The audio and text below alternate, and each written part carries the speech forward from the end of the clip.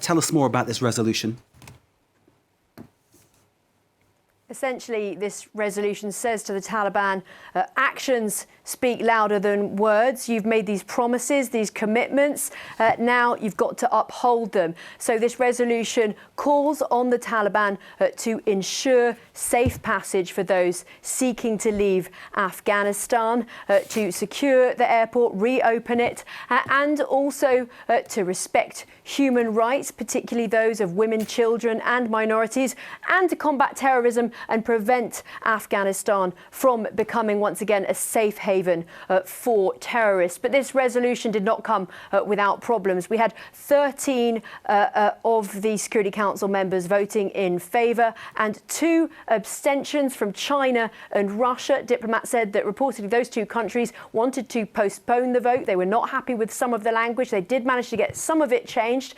This resolution was really watered down from its original form. French President Emmanuel Macron had spoken about a safe zone, and the French certainly wanted that sort of language in this resolution, but it became clear the Taliban would not accept that proposal. And the very term safe zone does suggest the presence of some sort of peacekeepers, so that was not really a possibility.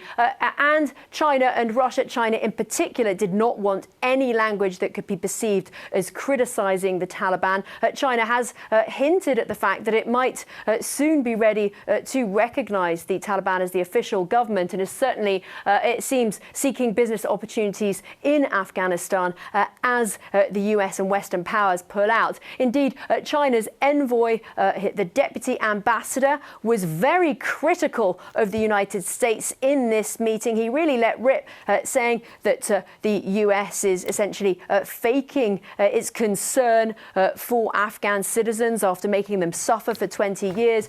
He said that the US and Western powers had not managed to stop terrorism in Afghanistan, and really berated Western powers at this Security Council session. The British ambassador, Barbara Woodward, said that, look, this resolution was really the minimum, a call for the Taliban to at least adhere to sort of minimum guarantees of protecting civilians in Afghanistan. And Jessica, if the Taliban decide to basically disregard what was decided today where you are, what is likely to happen? Absolutely. That is the question that journalists had for Western powers. The onus is on the Taliban to ensure this safe passage for civilians. If you look at the history of the Taliban, there could be some skepticism about whether or not that's actually going to happen. And journalists put that question to Western powers, and they said, look, we do have ways to enforce this, to put pressure on the Taliban. We do have some economic cards to play, some political ones, some diplomatic ones.